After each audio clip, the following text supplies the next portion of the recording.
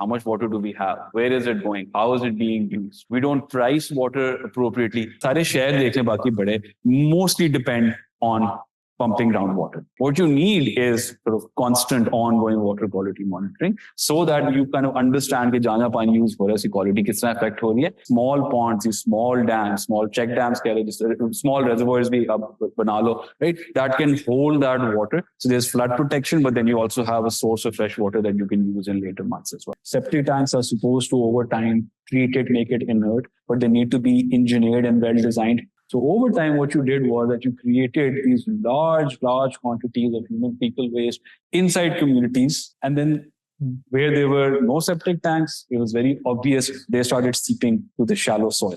You started pumping water from the soil that was contaminated by your own waste, which had accumulated over years.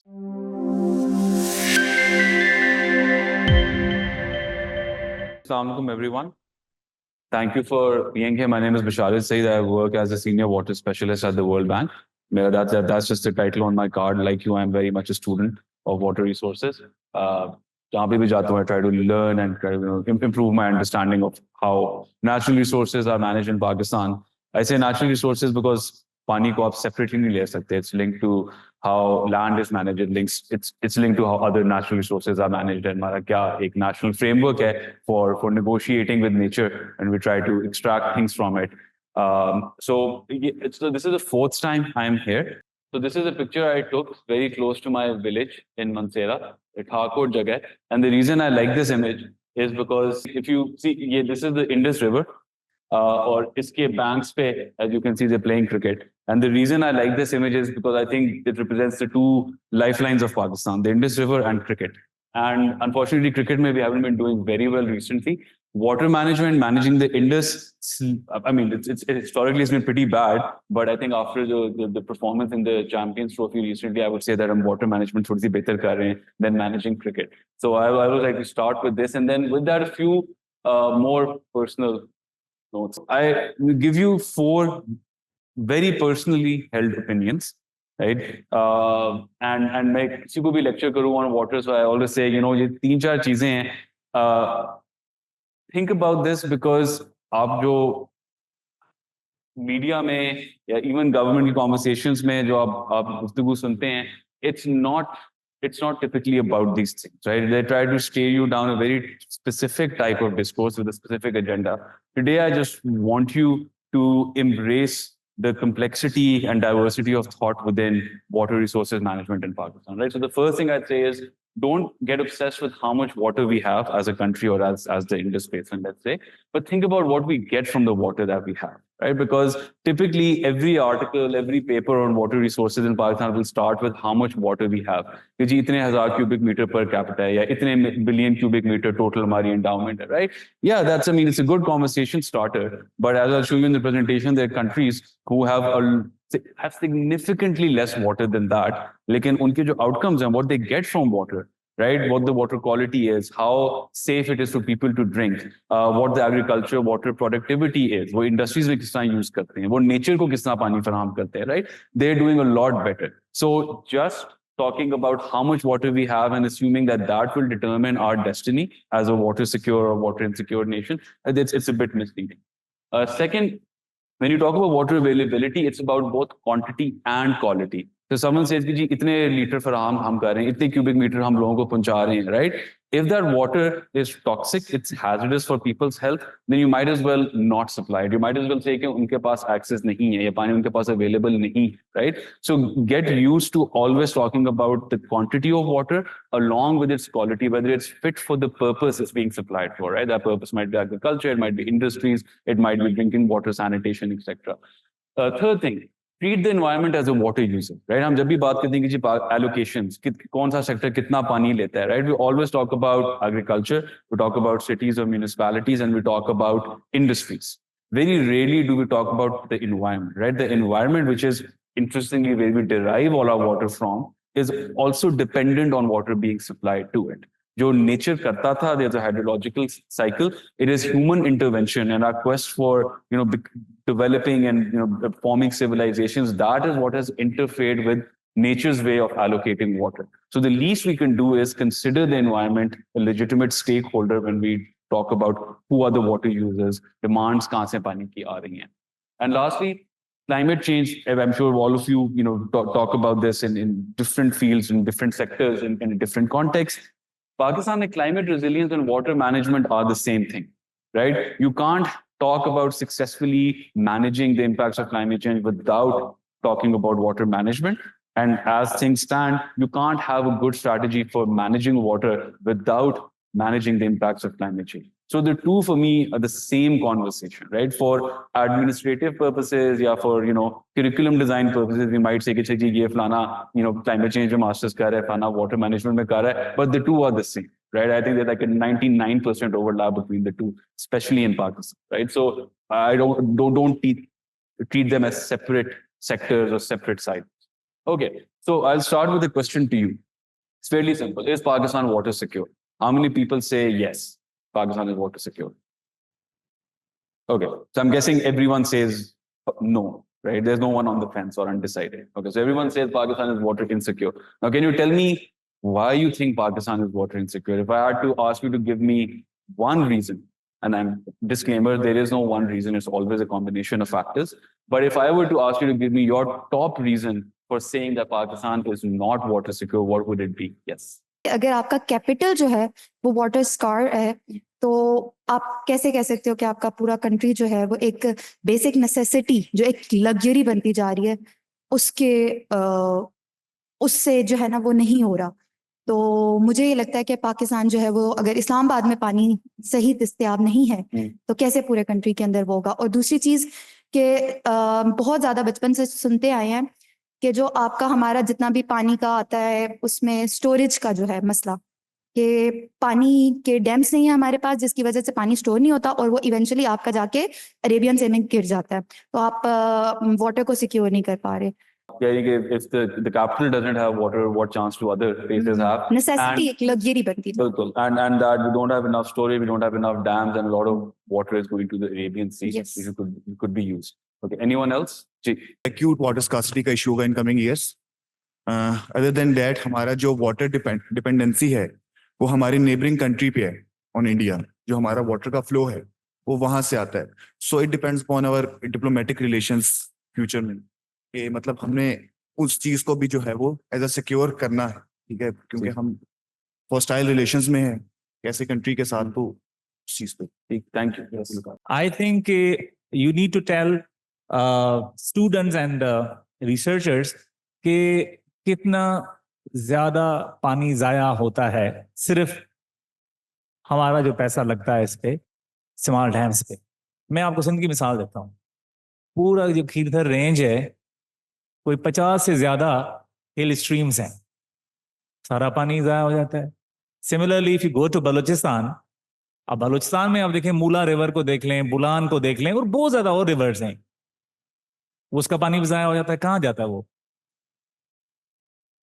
तो इसी तरह मैं ही समझता हूं कि इस्लामाबाद को भी देख लें ना, अब तो सिटी बहुत ज्यादा एक्सपेंड कर गया. अब you can see now sprawl everywhere. तो हमने क्या कर दिया? कंजेस्ट कर दिया उनको, जो नाले हैं. अब कोरन को देख लें, कोरन को क्या बना दिया हमने? Dumping site. सोआंग को क्या बना दिया? रिवर को हमें डंपिंग साइट बना दिया है. तो एक्चुअली ये कि पानी बहुत ज्यादा है, लेकिन हम उसको, हमारे यहाँ कंजर्वेशन का इशू है, मैनेजमेंट का इशू है. तो यानी cutting the long story short, governance के इश्यूज हैं. पानी है लेकिन जाया होता है. अब आप गांव में देख लें, सबसे ज्यादा आपने पढ़ा होगा, बहुत ज्यादा काम हुआ इस पे, पानी की डिस्ट्रीब्यूशन पे कितने ज्यादा डिस्प्यूट होते हैं. इस पे इतना काम हुआ है कि मेरे ख्याल में अब गूगल कर लें, हर बंदे ने काम किया भाई वाटर डिस्ट्रीब्यूशन पे. आपने किसी को 50,000 पकड़ा दिए, वो पानी की जो है ना वो आपकी तरफ आ जाएगा. वो बेचारे जो टेल एंड वाले हैं फार्मर्स, उनको नहीं मिलता.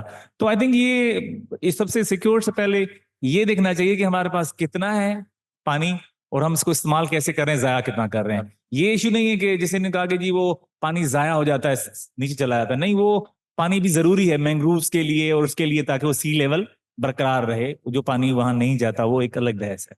Thank you. सर, जिस तरह डॉक्टर साहब कह रहे थे रूरल एरियाज के हवाले से, मैं सिर्फ आपको इस्लामाबाद की एक एग्जांपल दूंगा जो कि बड़ी ही स्ट्रेंज सूरत हाल है.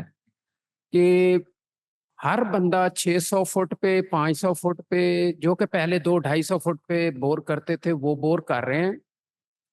और फ्रेश पानी जो है, वो नीचे से जो फ्रेश पानी आ रहा है, उससे सुबह उठ के पहला जो काम होता है वो गाड़ियां धोने का होता है। और अगर आप वो गाड़ियां देखें तो एक गाड़ी पे मुझे नहीं पता कि वो कितना पानी उसके ऊपर वो खर्च करते हैं। यानी कि एक तो पानी नहीं है, दूसरा नीचे से 500-600 फीट से पानी हम निकाल के, जिसके लिए शायद कोई रूल्स एंड रेगुलेशन भी नहीं है, उल्टा हम उस साफ पानी को गंदा कर। तो आगे फ्यूचर में क्या होगा, वो फिर यही होगा जो बाकी इलाकों में होता है कि पानी जो है वो 1500 फुट पे चला जाएगा या 1600 फुट पे चला जाएगा। इसके लिए भी कोई के और अगर कोई बंदा करता है तो उसके लिए कोई कानून तो होना चाहिए कि कितने फीट तक जा सकता है। और वो अपना पानी समझता ये है कि मैं अपना पानी इस्तेमाल कर रहा हूँ, हालांकि वो अपना पानी नहीं है, वो 5-6 हमसायों का भी पानी इस्तेमाल कर। Thank you. Thank you. I think main reasons that Pakistan is not water secure is that water markets are not properly developed. Anybody can, use water without paying its actual price. यहाँ पे मिसाल दी गई, गाड़ियां धोते हैं, अगर गाड़ी वाले को ये पता हो कि मैं इतना पानी ये इस्तेमाल करता हूँ और इसकी मुझे इतनी कीमत देनी पड़ेगी, तो he will not do that. Similarly, other example, I think Pakistan का मेन प्रॉब्लम वाटर इनसिक्योरिटी का ये है कि इसमें पाकिस्तान में वाटर की प्रॉपर मार्केट्स डेवलप नहीं है। Another example I can give you कि एग्रीकल्चर को हम कैनाल वाटर देते हैं, पूरे साल में फार्मर जितना वाटर का पे करता है, वो एक बॉटल ऑफ वाटर जो कि बाजार से हमें मिलती है 300-400 रुपए की, उसके बराबर वो उसकी प्राइस पे कर रहा है, while actual prices far higher. अगर हम फार्मर से एक्चुअल प्राइसेस रिसीव करना शुरू करते हैं, you will be very careful in utilizing it and wasting it. So similarly, आप और कितनी मिसालें, जितनी आपने मिसालें दी हैं, इनमें मेन प्रॉब्लम ये है कि users are not paying the actual prices. Actually the tension between provinces, Sindh and Punjab, Sindh कहता है मेरा पानी ले लिया, पंजाब कहता है मेरा पानी ले लिया उसने, तो उसमें मेन प्रॉब्लम ये है कि they are not paying the actual price. Why don't they bid and come and bid the water price? जो ज्यादा प्राइस देता है वो जितना मर्जी पानी ले ले. अगर then they will push for the higher water use efficiency क्योंकि they have to pay the price for that, right? I think the main reason for Pakistan not being water secure is that we fail to develop the water markets. That's all I want to say. Thank you. वो लोग नहीं चाहते कि dams और बनाए जाएं। वो कहते हैं कि हमारा पानी ऑलरेडी पंजाब ने जो है वो रोका हुआ है, तो आप और डैम्स ना बनाएं। एक ये बात है। और I don't remember the source, लेकिन मैंने ये पढ़ा था कि आपका अरेबियन सी में वाटर लॉस उतना नहीं है जितना होना चाहिए, जिसकी वजह से आपका जो ग्राउंड वाटर है उधर वो भी आपका डर्टी हो रहा है। तो वो जो फ्लो है, वो जो बहना है, उसका वेस्ट होना वो जरूरी है और वो नहीं हो रहा। ठीक है, तो ये क्या बीच में कॉन्फ्लिक्ट है? ठीक है, we will get to that. Okay, thank you so much. If I could just, so Arun, what I'm happy about is that you all seem to be very aware of the sticking points in water management in Pakistan. यही बातें जो discuss होती हैं, but इनके पीछे जो तहकीक है, इनके पीछे जो एक हिस्ट्री है और एक सियासत जो है, उसको समझना भी जरूरी है, right? So in this presentation, what I'm going to do is first give you an apolitical sort of dispassionate perspective, right? Just so that we're all on the same page in terms of what are the numbers, how much water do we have, where is it going, how is it being used, right? Try to contextualize it in the region or maybe globally to see all log इसी तरह के पानी के साथ क्या कर रहे हैं, right? And then we'll get into the politics and the history of it, right? And then there's some recommendations at the end with time, also we can discuss it, because that obviously comes from the body of work that I've produced and that I'm a part of at the World Bank, right? Okay, so interestingly, there's nothing here that isn't important, and therefore there's nothing here that isn't already part of the presentation or what I planned to say. So, बीच में जहाँ पे, I mean, just keep an ear out for when I start talking about things that you have raised. I'll try to signpost them as well. but वहाँ पे भी सवाल also we can take questions as we go. Okay, so the first question is, what does it mean to be water secure or water insecure? Right, a lot of you have already given me your opinions on it. Right, we don't have enough capacity to store water. That contributes to our water insecurity. We don't have a good governance framework. That is why we're water. We don't price water appropriately. That is why we're water insecure. Right now, it's a combination of all of these things. But if you want to have a conversation, there needs to be some structure to it, right? And the way we structure it is in the form of this sort of these concentric circles, right? At the very center of any conversation, of course, right, is the water endowment, which is basically pani hai kitna aapke paas, right? You have a discussion on water budgeting, you want to have a discussion on water accounting, water distribution, water pricing. You must first know how much water we have, right? We'll get to that in the next slide. How much water does Pakistan have? Now, with the water that you have, you bring together infrastructure and institutions. So there's some physical investments, right? Some physical infrastructure that you must bring to the forum, and then you must bring institutions that tell you how to direct that infrastructure. Infrastructure itself is apolitical, religious, doesn't have its own philosophy or morals or objectives or ambitions. So the institutions and the people in those institutions are the ones that direct infrastructure towards certain objectives, aligned with certain principles, certain morals, certain ambitions. The combination of infrastructure and institutions acting upon your water endowment give you water services, right? So delivery of water services. They help you mitigate water-related risks, and they help you manage those resources, right? So you have how much water you have infrastructure and institutions coming together to manage that water. And what are they managing it for? They're managing it for three things: reducing water-related hazards like droughts or floods or poor water quality, delivery of water-related services. So who needs a water-based service? Farmers need a water-based service. People who live in urban areas or rural areas who wish to have a good level of health and hygiene and environmental quality, they expect a service. And nature expects a service, right? If you're taking something from nature, it needs to be done as per a particular framework, a particular approach, right? And so these three things, you could say, are outputs of institutions and infrastructure coming together to manage water. And what do they lead to? They lead to outcomes. They lead to outcomes for people, for citizens. They lead to outcomes for the environment, and they lead to outcomes for the economy. So when we talk about whether a country is water secure or water insecure, we are concerned with whether the people, the environment, and the economy are getting an adequate outcome or an adequate set of outcomes from the way all of these services are being delivered or these risks are being managed by the institutions and the infrastructure acting upon the water endowment. So our starting point is not कि पानी कितना है, institutions कौन सी हैं, infrastructure आपके पास कितना ज़्यादा है, ठीक है? It's what are the people getting, right? It's in many ways we're concerned with outcome क्या है, उससे बात शुरू करते हैं, right? So what are the people of Pakistan, the environment of Pakistan, and the economy of Pakistan getting from all of these things coming together to manage water, right? How much water does Pakistan actually have? Right? काफी लोगों ने कहा कि पानी हमारे पास बहुत है, उससे इतना मैनेज नहीं करते, right?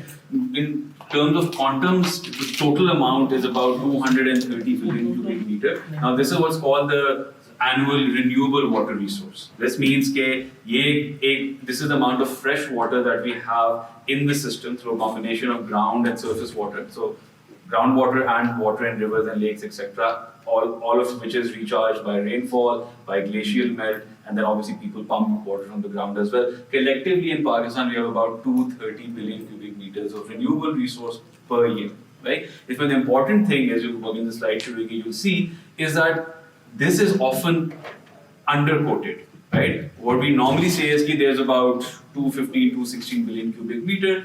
And the reason we say that is because we mostly talk about the Indus Basin. So other than the Indus Basin, we have two more hydrological units. One is the Haran Desert Basin in Balochistan. The other is the Makran Coastal Basin, also in Balochistan. Now these are distinct from the Indus Basin, right? In the sense that they don't get water from the Indus Basin. They generate their own resources. Some streams coming from Afghanistan and Iran, from the Kabul River Basin. There's a lot of rainfall, and there's a lot of deep, ancient groundwater in these basins as well, right? And not including them in national conversations on water resources, it stings a bit given the general history of the state's relationship with Balochistan, right? So, as students of water resources, I would urge you to always talk about the Indus Basin, the Magran coastal basin, and the Haran Desert Basin, right? Now, it's true that they don't have very dense populations, nor do they have too many water resources, but the water resources that do exist need to be managed well so that the people of these areas can have good environmental, social, and environmental, economic, and social outcomes, right? So that's why it's important. The second is, similarly, when we talk about water availability, you'll often hear this water availability per capita, or this is the amount of cubic meter per capita per year that's available. कि जी 1000 से कम हो गया है, therefore everyone should panic because that means we've crossed some sort of threshold for water scarcity, right? That's again a little, as far as I'm concerned, a little misrepresentative, right? Because first of all, it's like I said, water scarcity in terms of water available per capita is a little overstated because हम एक तो total population ही लेते हैं, हम Indus Basin की हम total water resources ही लेते हैं, हम Indus Basin की resources लेते हैं, and we divide it by the total population of Pakistan. So if you do the simple math, आपका denominator inflated है, numerator underestimated है, so you get a lower amount per capita. That's simple math, right? So if you actually took all the water, including the two closed basins in Balochistan and the people who live there, you'll get a slightly higher water availability figure. But the more important point is, don't get into that debate to begin with. If you look at this, right, now this is telling you, the blue line is telling you how much water is available per capita, right? Punjab mein it's about 882 cubic meter per person per year. KP mein is 781. Sindh mein 1360 and Balochistan mein 1120. Now, if you were to use this as your only argument for who is water secure and who is water insecure, Sindh should be the most water secure region of Pakistan. Balochistan would be the second most water secure region, followed by Punjab, followed by KP. It's almost the reverse in reality, right? Which is just a very simple way of telling you that just quoting water availability per capita per year figures doesn't tell you anything about water security in a particular region. It's a starting point, it's a conversation starter. Use it as just that, but move beyond it very, very quickly, right? The second bar here tells you कि पानी withdraw कितना हुआ है, right? कि अगर this is the water that's available as a renewable resource. The grey bar tells you what amount of water is being withdrawn per capita, right? And here you see that Sindh and Punjab, unsurprisingly, are withdrawing the most because सबसे ज़्यादा पानी का use in agriculture यहाँ पे, industry यहाँ पे, सबसे ज़्यादा आबादियाँ भी यहाँ पे, Punjab में सबसे ज़्यादा followed by Sindh, right? So it makes sense that they are withdrawing the most per capita as well, right? So that is one other factor that you should consider. The other is कि जी हमारे 1950 something में quote होता है कि 5,000 cubic meter per capita available थे. Now it's close to 1,000, and that's like a 5-fold decrease, and that again that somehow means कि पानी कम हो रहा है, you would lead to a situation where Pakistan runs dry. No, it's mathematical. It's a function of population. आपका जो पानी available system है is more or less the same, right? Some inflows have decreased. That is true, right? Some inflows mostly from the 3 eastern rivers, जो as per the Indus Water Treaty India को मिले थे. That over time, that flow into Pakistan has decreased as India has constructed more dams and reservoirs on those rivers. And that's I think about 10 million acre feet over like a 50-year period, right? But more or less, our renewable water supply is kind of fixed. The variability होती है, but it's kind of it averages out over 5-year periods. Let's just say that. What is increasing constantly and not averaging out is population growth. So per capita water availability is numerator water availability, denominator capita or population. And if the population is constantly increasing, obviously per capita availability will go down. So it's a function of population, not a function of water. So that's another thing that when we quote this figure, you should be a bit careful about. Right? बाकी चीजों ने बता दी थी here just where the other basins I referred to exist. There was someone here, I think he's left, but he spoke about a few sub-basins within Balochistan. So the ones he was mentioning also lie in these hydrological zones, right? If we are to link water availability to the economic outcomes that a country gets, you see that countries that typically have less water available are all doing much better than Pakistan, right? I'll give you one example. One of the most water scarce countries in terms of water availability per person is Singapore, followed by Israel and then a few Middle Eastern countries, right? उनका water use देखे, उनकी economies देखे, and forget general macroeconomy, right? sectors of the economy that are highly dependent on water itself, right? They're doing almost 10 times better than Pakistan in terms of the outcomes, economic outcomes they're getting from water use. And the point of this, again, is just to tell you that to talk just about how much water is available per person is a very limited way of having a conversation on whether we're water secure or not. That's the only real point I wanted to make here. Okay, now this slide after this gets into how much water does Pakistan use, right? That's the other thing. And this one. So, okay, so just to give you the spark notes, right? It typically quote hota hai, and there's some debate around this, but I'm just going to tell you why you should move beyond that debate and get really to the meat of the issue. You'll hear that 94% of our water that is withdrawn from nature, in other words, withdrawn from rivers or withdrawn from the ground, 94% is for agriculture.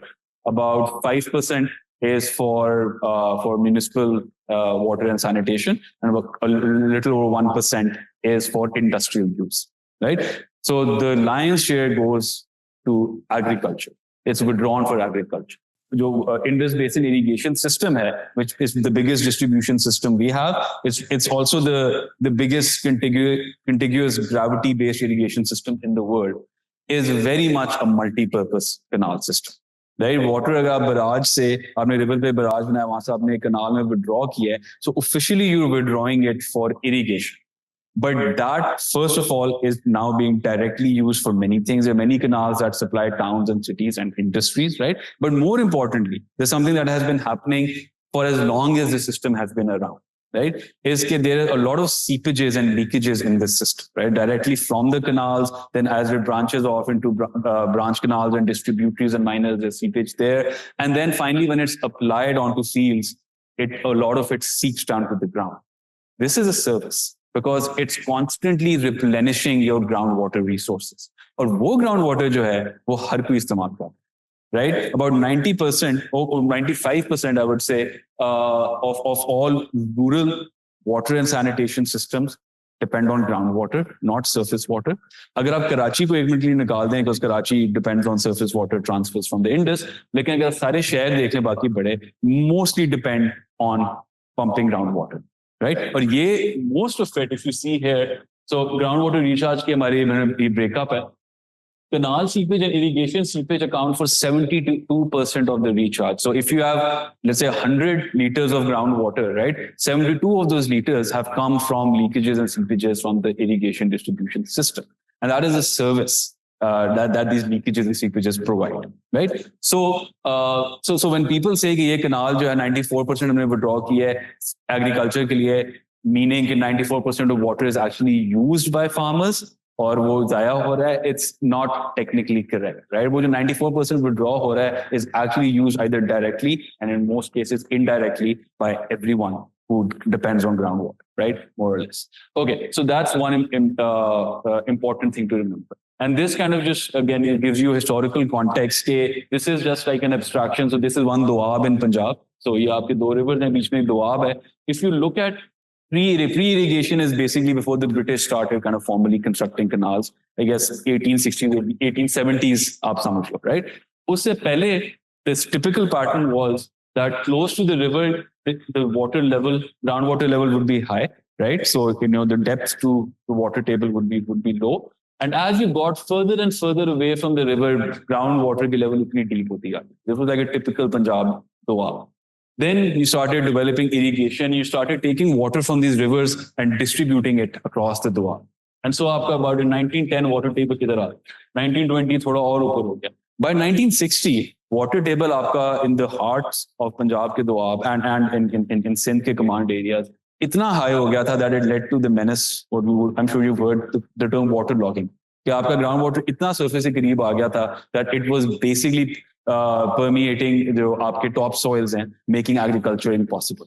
And so then we started this big scheme. It's called the SCAR program, which is basically कि आप pumps लगा हुआ हर जगह to pump groundwater out because you want to lower the level. This is how big an impact your surface water canal system has had on how groundwater has behaved. Right? So the two are inseparable.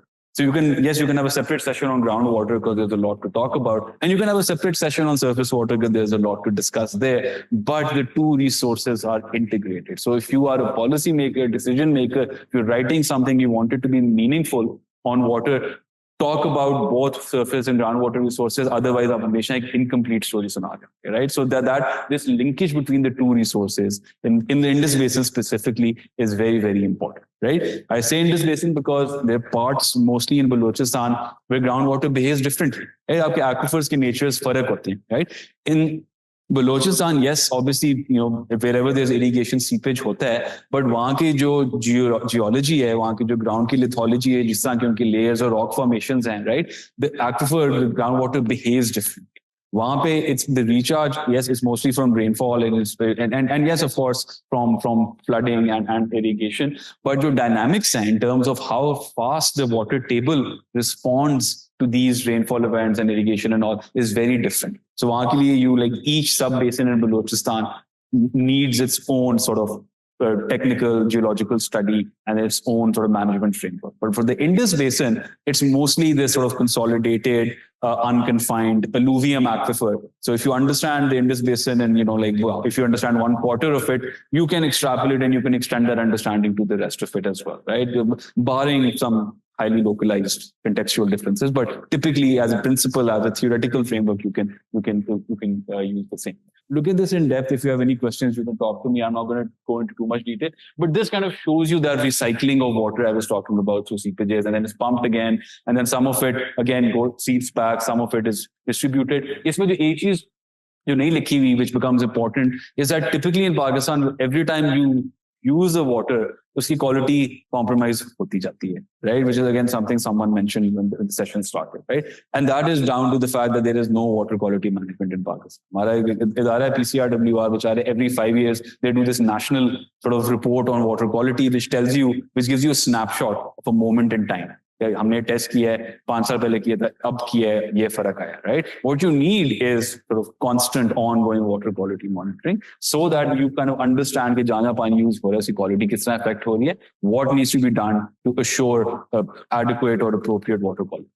Okay, now does Pakistan lack water storage? Now this is something that a lot of people mentioned. It's also something that for a time it monopolized the national conversation on water, right? There was the Chief Justice unka tha कि हमने dams बनाने हैं, then I think at that point Imran Khan was the Prime Minister, तो उन्होंने कहा था जी हाँ हम dam fund भी एक बनाएंगे, हम उसमें लोग contribute करें, and then it थोड़ा इतना perverse हो गया था कि if you ever try to have an informed conversation on dams, right, where you weren't saying जी बस ये बनाने जरूरी हैं, right, you were almost considered a traitor to the country, right? ये तो आप तो India के agent हो, आप तो plan, right? So let's try to have a slightly dispassionate conversation about dams, right? First of all, I mean, this is a no-brainer. जिस तरह पानी की टैंकी पानी नहीं बनाती, right? उस तरह पानी का डैम पानी नहीं बनाता, right? So when we talk about more or less water, dams are irrelevant, right? What dams do is they offer a service which is time-based. That you can buffer the amount of water that's available at a point in time or over many points in time if you can store it and release it later. तो जो घर की टैंकी करती है function कि tanker आया उसने पानी भरा है या CDA ने आपको 3 घंटे की सप्लाई दी, आपने भर लिया ताकि आप पूरा दिन यूज कर सकते, right? That's essentially what a dam does. So no additional water is going to enter the system just because you've made a new dam. That's the first, right? So since it's about time, let's look at the continuum that we as water managers are concerned. It's this, right? So you have excess or you have abundance of water available in the system for about 3 to 4 months in the year. तब आपके गर्मी होती है तो glaciers भी melt हो रहे होते हैं, that pani is coming into the rivers. Monsoon भी तभी होता है, that pani is falling directly on the land, it's becoming run off and flowing into rivers, right, and also recharging ground water. और उसके बाद आप you come to this point. So this is basically the light blue line is the system inflows, as we call them, right? And the dark blue line is canal withdrawals. And you see that there is this period, basically October, November ke around, where withdrawals from the canal are actually more than natural system inflows. So you make up this difference by releasing water jo aapne dams mein store kiya tha, right? A lot of people, and you will be surprised at how many, make up this difference by pumping groundwater, right? And so that is your first cue. A debate or a conversation on storage cannot just be about dams, because actually हमारी सबसे बड़ी storage in terms of the amount of water it holds is our aquifer, right? And most people have depended on that source of storage more than they have depended on Tirbela or Mangla or Chashma, right? So that's the first thing. The conversation on dams is more, a conversation on storage is more than just a conversation on dams. And it's not just about big dams. Someone before we started also said these small dams ki baat kare. So small dams ho, ponds ho, jo bhi karo. I mean, the point is, because there is this time factor and you need to buffer the amount of water that's available at a given point in time to spread it out, you need to look at how you can stem the flow or stop the flow and then release it or manage that flow better. That doesn't just require big dams, right? The big dams, the biggest economic argument for them is if you have a big dam up north, right, you can generate cheap electricity, which is environmentally friendly.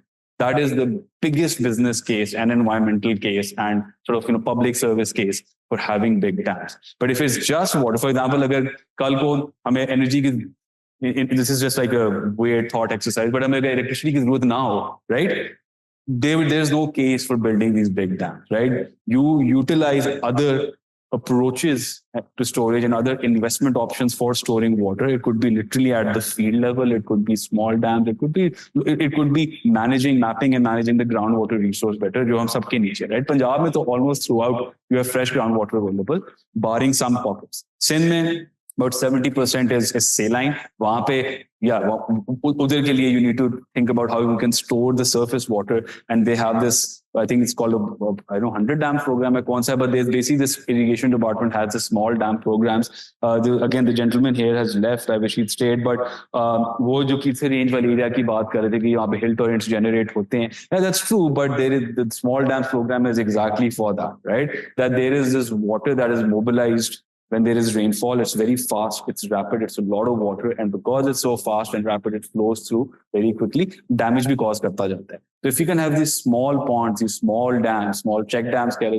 small reservoirs bhi bana lo, right? That can hold that water. So there's flood protection, but then you also have a source of fresh water that you can use in later months as well, right? So this does not require mega dams upstream, right? So there is this argument for storage, but that argument is not just about that. That's what I wanted to say. So two more things, and this is based on stuff that I've heard so much that I felt the need to include responses to, right? One is days of storage. I kal hi article padha tha ki jo India, they have like 200 days of storage, and Flana Mulk has 300 days of storage, and Ghana has 800 days of storage. Pakistan only has 30, 34, 35 days of storage, right? First of all, what does it mean, days of storage, right? Days of storage is कि आपका जो average inflow है, right? आप कितने दिनों का inflow hold कर सकते हैं at any moment in time. That is what the number of days of storage means. Not कि अगर हम full कर लें डैम को तो हम कितने देर पानी लोगों को फराहम कर सकते हैं. Because आप कितने दिन पानी फराहम करेंगे depends on your downstream water use, right? So अगर एक टैंकी आप भरते हो, ठीक है, और आपके घर के लोगों ने जो है रोज 5 शावर लेने हैं, आपने स्विमिंग पूल भरना है, आपने गाड़ी धोनी, सब कुछ करना है, राइट? या the number of days you will be able to utilise that is 1. But अगर आप वही टैंकी भरते हो और आप कहते हो ठीक है, we will take 2 minute showers once a day, we won't wash the car, we'll wash it with the bucket, we won't use a pipe, हम स्विमिंग पूल नहीं बनाते या नहीं भरते, राइट? हम रैशनलाइज करते हैं water use. Then the number of days that you can utilize your water for might be 5 or 7, 10. बढ़ता जाएगा, right? So there is, you can't give a number to number of days of water use. That depends on the water use itself, right? So the number of days of storage is the number of days of inflow कितने आप करते हो. This table here, which I would ask you to later kind of go over, because each of these is just like an interesting way of putting it, right? So अगर आपकी reservoir capacity 34 है, right? This you see the days of average inflow, right? This is what you will get. This is what you get in terms of outflow, right? So this last one I always, I like, because it's a very extreme analogy, but I like it, right? Which is कि अगर आप और कुछ भी ना करो, आप कहो कि हमने जो डैम से पानी स्टोर कर रहे हैं उससे हमने सिर्फ कराची की डिमांड पूरी करनी है पीने के पानी की, और कुछ भी नहीं करना है. हम ऊपर से छोड़ेंगे पानी, सीधा वो कराची जाएगा, ठीक है? You will have, अगर हमारे तिरबेला और मंगला full हो इस वक्त, right? You will get 18 years of Karachi's water supply from filling these dams once. That the point, and this is obviously, again, it's a theoretical, it's a thought experiment, right?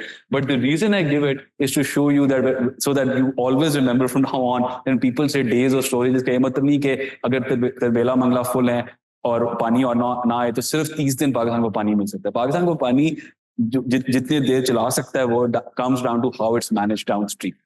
How you rationalize its water use, how you price it, how you charge it, right? Number of days of use is not determined by your reservoir capacity. It's the number of days of inflow that you can store.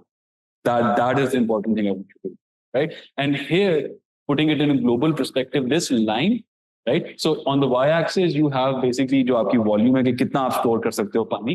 And here, sorry, cut गया, this is just poor editing from me, but this basically is variability. So it's interannual variability, which basically means कि कितनी variability है in the schedule of your water inflows, right? जिसे आप eliminate कर रहे हो या buffer कर रहे हो by adding storages. So the higher the variability, the more storage you will need in terms of volume. अगर आपको जैसे हमें तो हर साल मानसून मिलता है, हमें हर साल ग्लेशियल मेल्ट मिलता है. So हमें थोड़ा सा एक रिलायबिलिटी है सिस्टम में, like इनबिल्ट रिलायबिलिटी है, and based on that we decide कि हमें कितनी वॉल्यूम ऑफ स्टोरेज चाहिए और वाटर मैनेजमेंट किस तरह करनी है.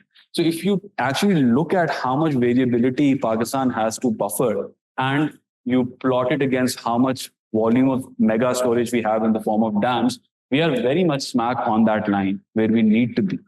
Right? इसमें थोड़ी सी fluctuation, since this was made in 2019, थोड़ी सी fluctuation because तरबेला बहुत जल्दी sediment build up हुई, की storage कम हो गया, right? So that is a cause for concern.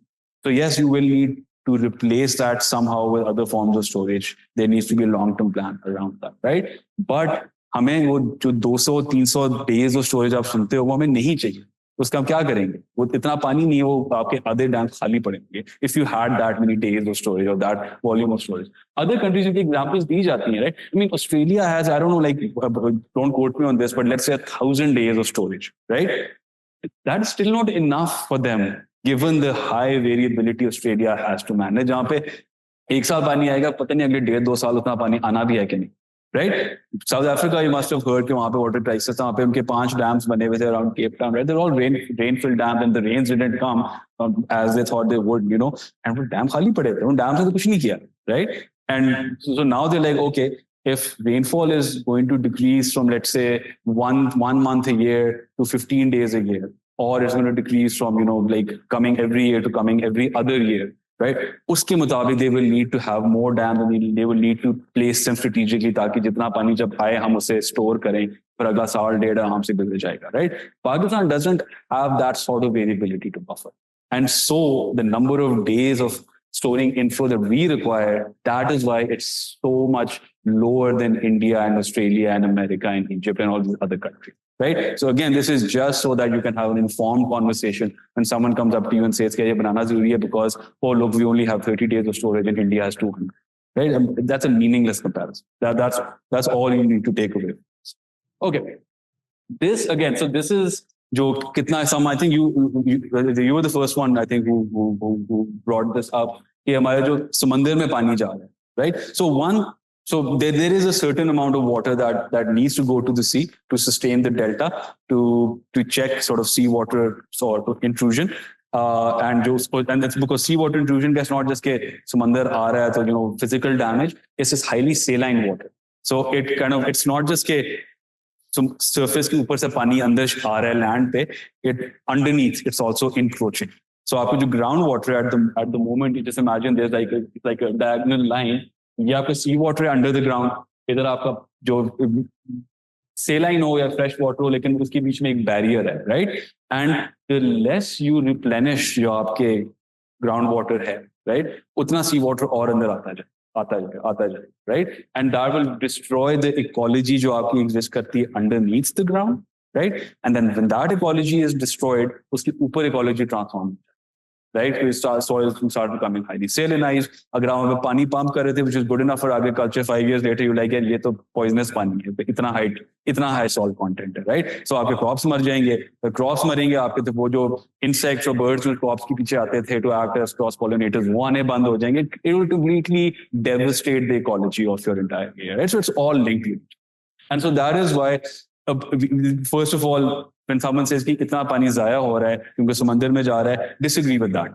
Because जो समंदर में जा रहा है वो आपके डेल्टा को रिप्लेनिश कर रहा है, आपकी sea water intrusion both on the surface and underground को वो चेक कर रहा है, right? And don't forget कि in coastal regions में there are people who, Karachi is a coastal city, the people who live kind of depend on this water flowing through and into the sea, right? So there are lots of services that water going to the Arabian Sea provide. We just don't like to talk about it because हमारा focus upstream है कि ऊपर कितना पानी maximum change सकें और use कर सकें, right? So that's the first thing. Now this kind of is our attempt. This is a very recent one. It's part of a study that we're doing on water pricing.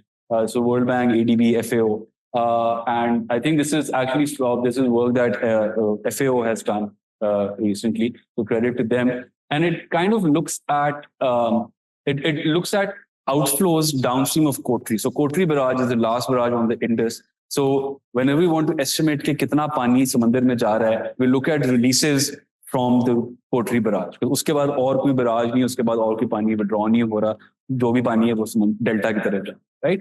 Now you would have seen कि जो आपका जो 6 canals बन रहे हैं, किसी ने उसकी बात भी की थी कि proposal है कि जो we make 6 new canals, which is actually not true. I think there are 3 new canals and 3 पुराने को remodel कर रहे हैं. And उस पे सिंध कह रहे हैं कि जी ये तो there isn't enough water in the system for you to withdraw without affecting Sindh's water access or water right. And the federal government, their argument is कि नहीं जी, there हम historical data देखें, so there like 24 to 30 million acre feet of water available जो समंदर में चला जाता है. Actually समंदर को 5 million acre feet सिर्फ पानी चाहिए. So we have like 20 to 25 million acre feet to spare. हम उसमें से हम उसको save store कर रहे हैं, उसको withdraw कर रहे हैं, right? Now at one point that may have been true. There may have been a lot more water going into the sea, right? And so this is a plot from 1976 to 2023 and 2024, 2024. And you see that if you just look at the trend for the last 30 years, from 1995 onwards, there is a downward trend, right? So each plot represents कि उस साल, in 1 year, उस साल कितना पानी release हुआ था downstream Kotri to the river, right? You will see that it used to be quite high at one point in time. These abnormally high ones, if you, अगर आपने like Pakistan की floods की history पढ़ी, you will see that each of these dots ऊपर हैं बिल्कुल represent a massive flood जो आपकी history में आए थे. 70s में आए थे, early 90s में आए थे, 2010 one was a huge one, 2015, then most recently 2022. Right? So ये आपके सारे बड़े-बड़े जो plots, right? And then there was a massive multi-year drought at the turn of the century, वो यहाँ पे. 2099 already काफी low था, 2000, 2001, 2002, 2004, it's virtually zero. इन सालों में almost कोई पानी भी delta नहीं गया, right? One, I'm going to pause this and just make a point. Delta it's a living organism, right? So अगर एक साल पूरा पानी वहाँ नहीं release किया, उसका damage in many ways is irreparable. आप उसे रिकवर नहीं कर सकते क्योंकि वो जो एक अभी सी मैंग्रोव्स वगैरह दरख्त हैं थोड़े सस्टेनेबल होते हैं, पर जितना डैमेज हुआ होएगा, right, on those places, 2 back-to-back years of no water being delta, right? उसके बाद आप 10 साल पानी भेजते हैं, वो जो डैमेज है वो तो हो गया, right? Now you kind of starting over, right? You can't undo that damage. You kind of now just recovering from it, you're building over it, right? And the same argument applies for the frequency of releases. Because you आप सुनते हैं ना कि इतने million acre feet per year release हुआ है. Most of this release, if not all of it, comes in 3 months. June, July, August. Because तब आपके system में इतना ज़्यादा पानी है कि आप छप्पड़ फाड़ के release करते रहते हो to the sea. Which means कि जब 3 महीने निकाल दो, बाकी 9 महीने as such पानी नहीं जा रहा. So think of it from the perspective of a living being. कि आपको पानी, आप कहते हो जी मेरी साल की रिक्वायरमेंट पानी की जो है ना is I don't know like 1,000 gallons of water, let's say साल की रिक्वायरमेंट है. आपको तो यह साल की रिक्वायरमेंट है, चलो आपको मैं मई और जून में जो है ना 500 के बैचेस में आपको इतने गैलन पानी दे देता हूँ, बाकी साल आपको नहीं मिले, right? I will not be able to survive, right? Because even though मुझे मेरी annual requirement तो पूरी हो की है, it needs to be staggered and provided to me at times when I need it, all right? And so the recommendation by experts for the delta was in terms of monthly releases कि जी आपको annual इतनी चाहिए, right? Yes, there's fluctuation, drought years होते हैं, flood years होते हैं, so they also gave a 5-year average number कि आप एक साल थोड़ा कम हो जाए, अगले साल थोड़ा ज्यादा हो जाए, over 5 years इतना पानी होना चाहिए. But then they also gave a monthly figure, which I think was 0.3 million acre feet per month needs to be released to the delta ताकि वो वहाँ का system thrive करता है. और हमने वो कभी नहीं किया. So whenever anyone says कि देखिए इस साल डेल्टा इतना, इस साल डेल्टा को इतना पानी मिला है, right? Just take a breath and say कि अच्छा इस साल मिला है, but ये actually उस साल के 2 या 3 महीने में मिला है, बाकी उस साल भी पानी नहीं मिला था डेल्टा को, right? And so that gives you a sense of the environmental devastation that has taken place at the very mouth of the Indus system, which is the Indus Delta. Right? There are other reasons for the decline of the delta. We can talk about that later. But it is an important cheese in terms of water available to withdraw upstream, right? For dams and for other canals, is that there is a decreasing trend. And so exceedance level. So you look at a certain trend, right? And as you look at a certain trend, your plot se ban raha hai, and then you see kitni probability hai around a certain amount of water reaching the delta every year, right? Because there's so much variability. What is the probability of a certain amount, right? And we do it in 80%, 70, 60, and 50% probability, which basically means if you look at this line, right? If you look at the corresponding amount of water, right? This basically means that there's a 50%, the orange line means there's a 50% probability that itna pani jo hai na, let's start with this, right? So this is about, let's say, 15 to 17 million acre feet. There's a 50% probability in any given year, itna pani 15 to 17 million acre feet kotri ke niche available, right? Then you look at this. This is about, let's say, 12 million acre feet, right? There's a 60% chance that 12 million acre feet available hoga. Next one, green, 70%. There's about 9, I would say, 8 or 9. Yeah. So 8 to 9 million acre feet available. There's a 70% chance. And then there's an 80% chance that about 5 million acre feet available. 5 million acre feet is basically what is the bare minimum required for the delta, right? This is something that this is what one study says, right? It's other studies say other thing.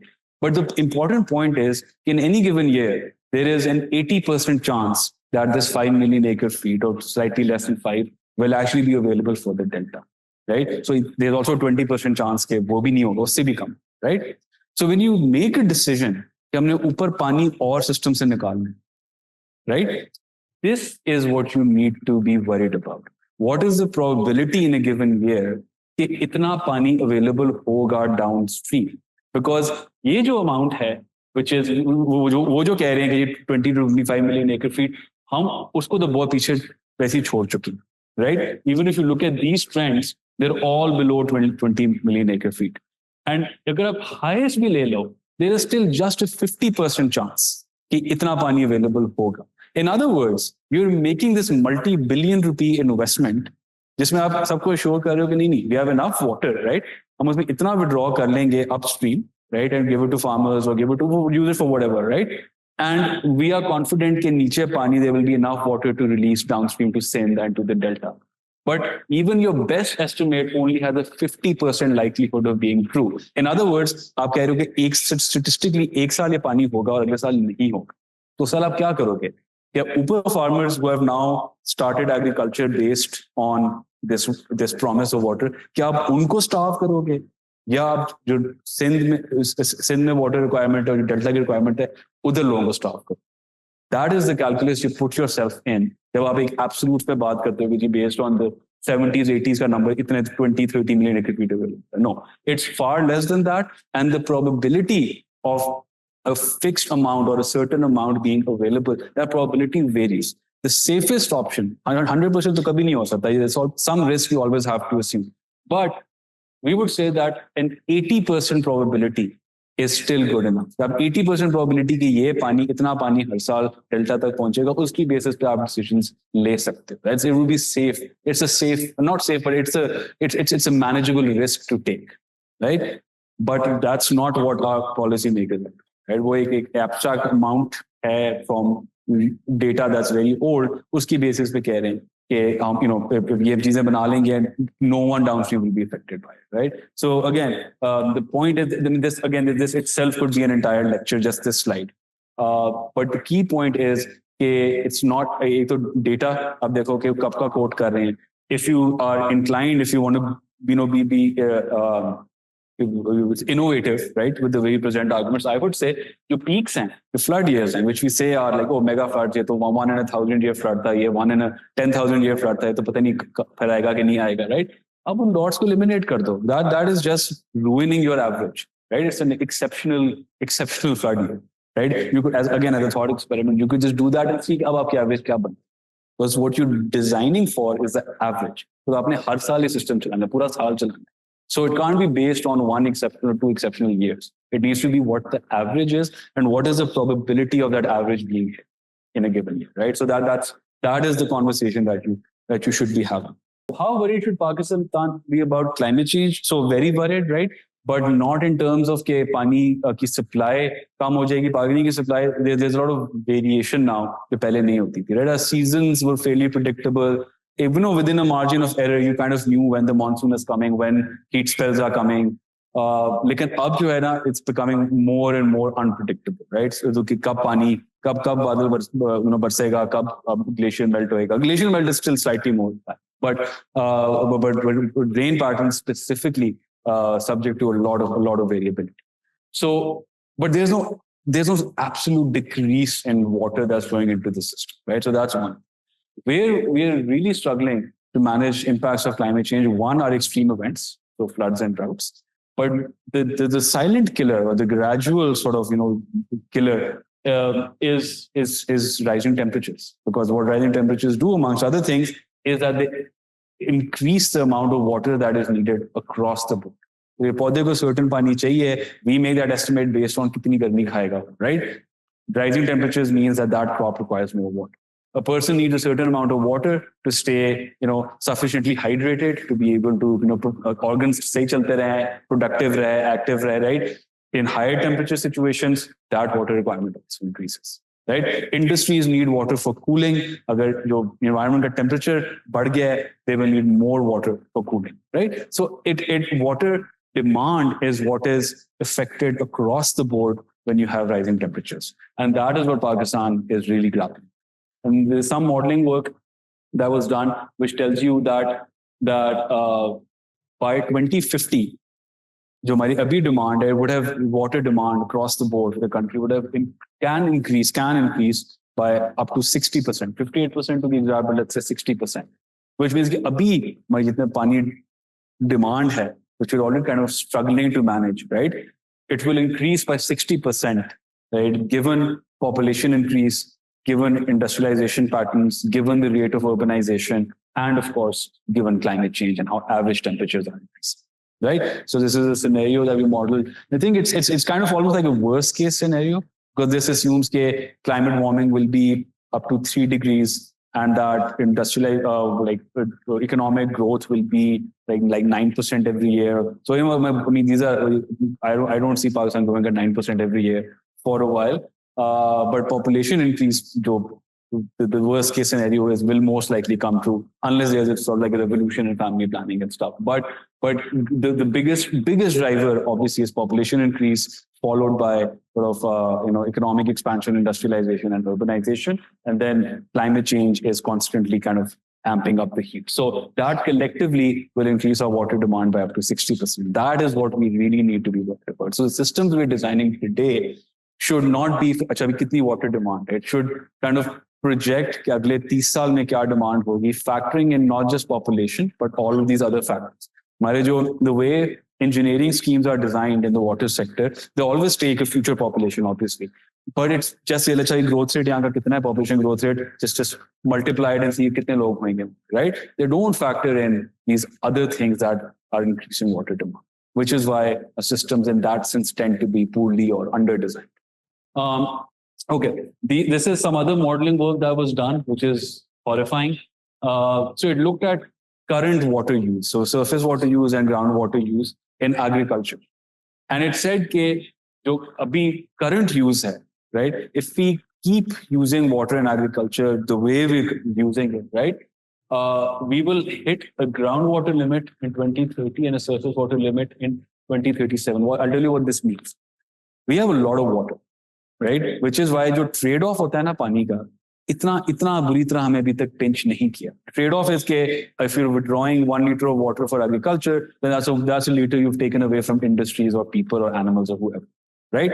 So अभी तक your trade-off hasn't pinched us because there's abundant water available, right? The agriculturally, like I said, withdraw, a lot of it leaks and seeps and recharges groundwater wall users करते हैं, you know. But there will come a time when agriculture, every additional unit that it chooses to withdraw will really pinch either an industry or a city or a village, right? And that is when the contest over water and the conflict over water will really get heated up, right? And that, again, this modeling work, so take it with a pinch of salt. It's just meant to get you to think about probable futures. But for groundwater, because so many non-agricultural sectors are dependent on groundwater pumping, by 2030, if an agriculturalist decides to make a name tube लगा के और पानी खींचना चाहता हूँ, the way that will affect other water users, right, will be a lot more profound than it is today. That is what this means. Similarly, with 2030, with surface water, by 2037, अगर एक नहर बह रही है, कोई कनाल चल रहा है, उसमें डिसाइड किया अच्छा मैं एक यहाँ से डाइवर्जन कर, I'll apply for a license and यहाँ से डाइवर्जन करके एक और छोटा कनाल निकाल लेते हैं कुछ, right? अभी sure, obviously it's still water being taken away from other people, but it will not as profoundly affect other people as it will in about 10 years' time, right? So we're getting to that future where एक कतरे पे लड़ाई हो रही हो. अभी हम वहाँ पे नहीं है because we've been endowed with a lot of water. We're just very poor at managing it, but there is a lot of water in this, right? But we're coming to that point where it will simply not be enough. And that is when, if nothing changes, that is really when you will see proper like riots on the street. And abhi jisa Sindh mein thoda bahut hum dekh rahe hain, right? Because in a mega sense, thoda hum pahunch gaye wahan, right? The previous slide that I showed you, like kind of there, Sindh is there, they're like, bhai nahi hai itna pani, aap jitna 1 million acre feet upar nikaloge, wo kahan se pura karoge? Hamare paas to wo hamare se aap le, right? That's kind of their point. And so at an interprovincial level, we're kind of there. But at an individual or a smaller local level, we are getting there very, very quickly.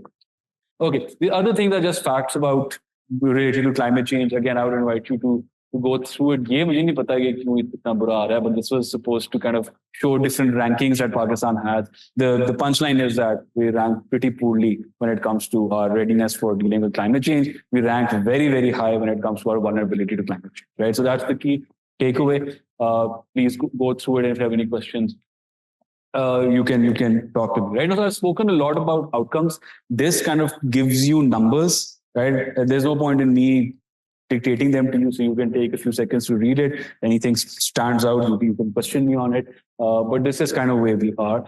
This is really what it's about as far as my work is concerned. I mostly work now in water and sanitation. Worked a lot in irrigation, but now I mostly focus on water and sanitation, right? And this idea कि आपके 40,000 बच्चे हर साल मर रहे हैं for completely preventable things, which is basically linked to poor water quality or poor water management, right? Sometimes it's a water body which is breeding mosquitoes and other things, right? But mostly it's water quality. Cholera or diarrhea or the kids that are stunted because from birth, unki surroundings mein there is poor sanitation, overexposed to fecal waste, which affects the guts of children and how they develop, how they absorb nutrients, right? I mean, I always say that the stunting wali baat hai, pehle 2 saal ki gain, right? In the first 2 years, if a baby is exposed to fecal waste, it could be human, it could be animal fecal waste, basically just poor sanitation, right? So जो आपकी intestines की ability होती है to absorb nutrients, right? That gets damaged. Uske baad is kind of game over in the sense that at the age of 5, suddenly आप lottery जीत के like, okay, we're going to buy the most nutritious food in the world, fortified with iron and vitamin. अगर बच्चे की body absorb ही नहीं कर पा रही खाना यार, most of the nutrients will just pass through, right? So the idea is that poor sanitation, poor water quality is really what is following our society from within, right? Because जो बच्चा stunted है वो adulthood में will have lower cognitive ability, lower educational attainment, lower productivity, right? So it slowly you're hollowing out your labor force, you're hollowing out जो हमारा youth जो एक bulge है या जो youth dividend है उसकी कोई value नहीं रहेगी if 2 in 5 children today are stunted, right? So water quality and sanitation really for me is the area जहाँ पे हमें management needs to it needs to like be revolutionized overnight. Agriculture irrigation it will need to be a very gradual sort of evolution. Given the scale of the operation, given the scale at which it exists, it will need to be gradual, right? But with water and sanitation systems, which is like a public necessity, which is a responsibility, public agencies, that we literally need an overnight revolution. Okay. Now, outcomes from agriculture, again, not a very good story. So, isme jo hai na, the important thing that I've picked out is water productivity, right? Because we say we have agrarian economy, we talk about kitna pani jata hai, in agriculture. That's fine, but if we were actually maximizing productivity from that water, right, it wouldn't be that bad a story. Then we could actually afford to release some water from agriculture without suffering any economic or social consequences. Right? A lot of it could be कि हम इतना खाना इतने crops बना रहे हैं, इतना अच्छा manage कर रहे हैं, we become this big export hub for agricultural commodities. और उससे जो पैसे आ रहे हैं, उससे we can invest in human capital and good water quality and all of these things. Right? If we would just manage water in agriculture, in other words, we could manage the agriculture sector better, right? अब आके पानी के आधे मसले खत्म हो जाएंगे, right? And this is where something is very important to understand. You cannot have good water management, at least not in agriculture, without good land management. If you can't manage the land well, अगर आपके soils को सही manage नहीं कर रहे, there's only so much you can do with just the water.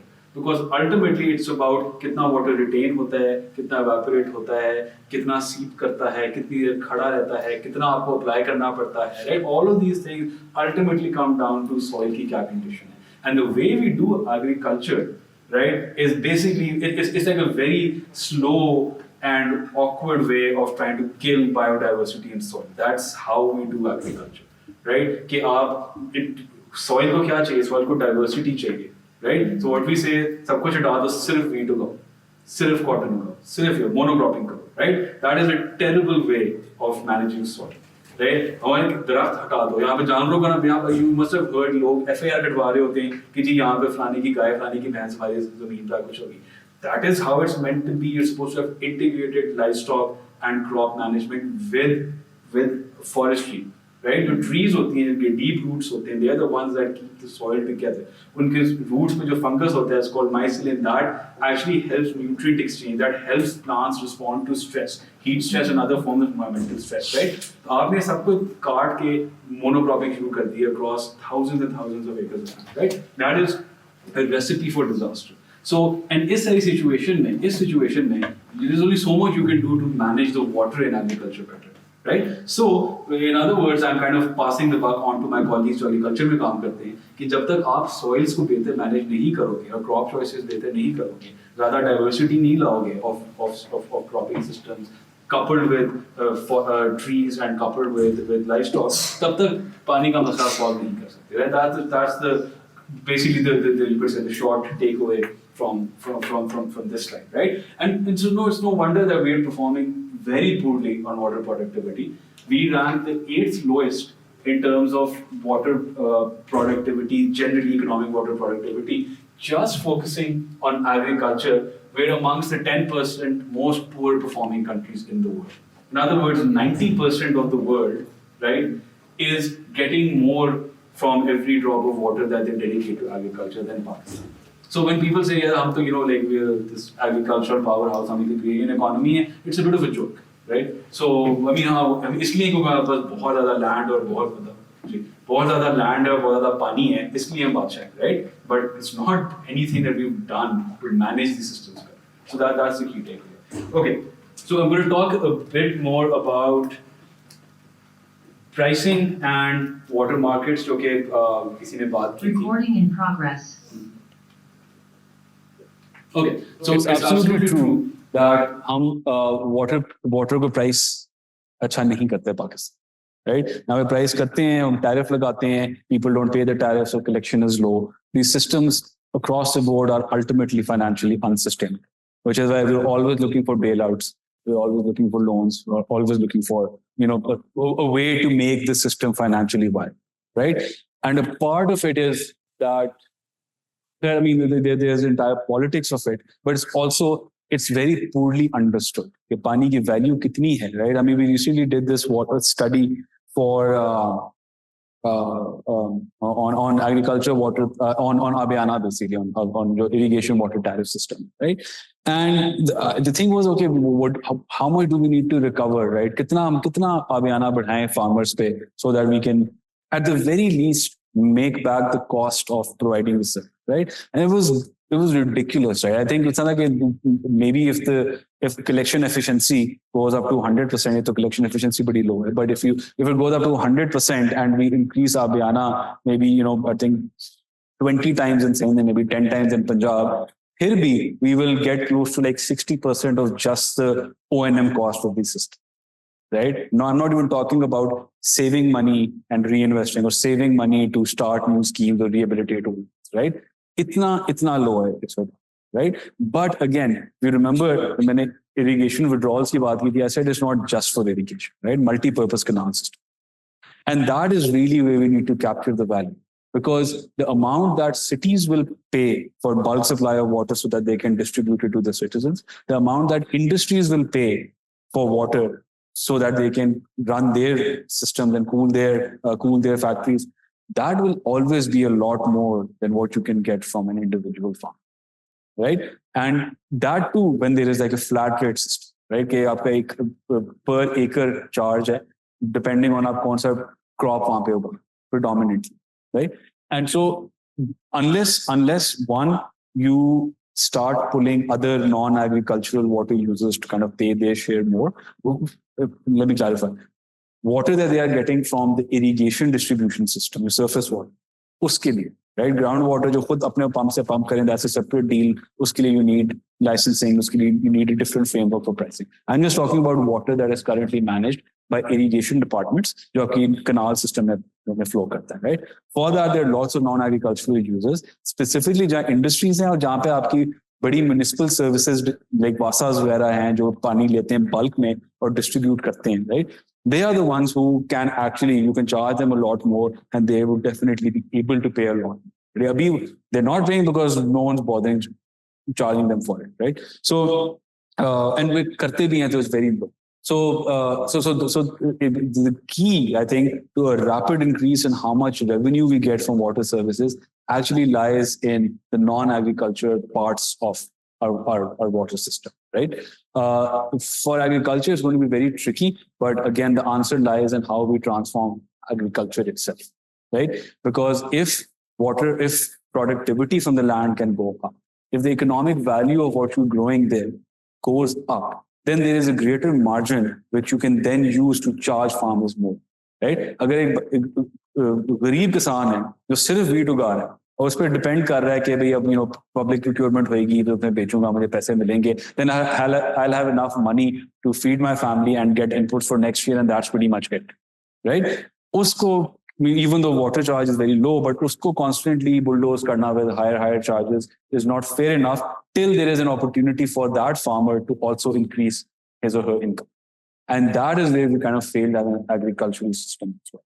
हमें एक वो जो आपके पुराने crop cycles हैं कि जी एक आप सीजन वीट उगाओगे completely, अगले सीजन आप cotton उगाओगे या आप rice उगा लोगे, right? No, I mean, the world is diversifying. They're moving to multi-cropping systems with integrated livestock. उसके, उसे आप दूध लेते हो, आप गाय भैंसे रखते हो, उसका अपने एक economic asset है वो. फिर आप वहाँ पे orchards साथ, intercrop with trees, have fruit-bearing trees, आप फल उगाओ, right? आपके अपने घर, if you're a subsistence farmer, the worst case scenario is that your children will have a more nutritious and diverse diet. That's not a bad worst case scenario. Best case is that you reach levels of productivity where you can guarantee food security for your house and also be able to sell to the market, right? So a small farmer come together as a farming conglomerate so that आपके हर किसी का एक आम का दरख्त है, सारे मिलके मार्केट में बेचो, you'll all get more, right? These are the sort of revolutions that need to happen in the agriculture sector. इसके बगैर water पे as such, water pricing की भी बात नहीं कर सकते, because the margin for small farmers, that's small to medium farmers, that's like 90% of your farmers, right? So whatever you design must take their welfare into account. right? And then you should definitely have a tariff system which is progressive, right? अगर आप बड़े corporate farming level पे कर रहे हो, you should definitely be paying a lot more per unit for water than what a small farmer is paying, right? So these are all avenues where we definitely need to improve water price. अच्छा, ये मैं आपको बात करता water quality. I mean, this is again, like, there's nothing much that needs to be said. This is PCRWR. These are PCRWR figures which show you how much water is unfit for human consumption as supplied by public water schemes in each province, right? So the dark blue one is from, I think, 2010, and the light blue is from 2018, I think. The most recent report, I actually didn't get a chance to update this, but here you see that in Balochistan, for example, this is for urban, this is cities in these provinces, right? So for Balochistan, with this survey, about 80% of the water being supplied was deemed unfit for human consumption, right? 80%. So for 100 people that are dependent on public water supply, 80 of them are receiving water that is by WHO standards or by even Pakistan standards unfit for human consumption. For Sindh, it's about the same. Punjab is slightly better. This is down to I would say, and this goes to their credit, excellent performance by Lahore Wasa, and then a lot of innovative work by Faisalabad Wasa as well, to monitor water quality more, to rationalize water use more, public engagement, tariff recovery. But anyway, on the whole, pretty bleak picture. This is a survey that was done for like four areas, 2 in Punjab and 2 in Sindh.